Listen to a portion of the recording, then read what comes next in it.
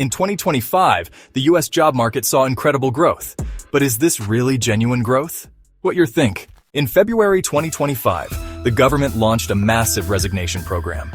It was an attempt to eliminate inefficiency and transition to a more effective workforce. Not just the government, but companies too are embracing AI and automation for productivity and cost-saving benefits.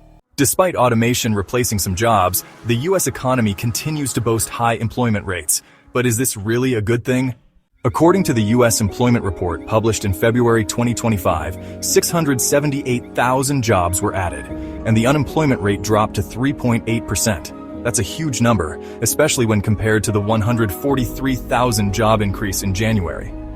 But while mass resignations and automation are said to create jobs, are there unintended consequences? AI is not only replacing human labor, but also creating new opportunities by helping people learn new skills and land better jobs. So, is this level of job creation real growth? What are the true opportunities left behind after the mass resignations and automation? The future of job creation depends on how we leverage technology, and that future starts today. How are you preparing for these changes? Leave your thoughts in the comments. Please like and subscribe.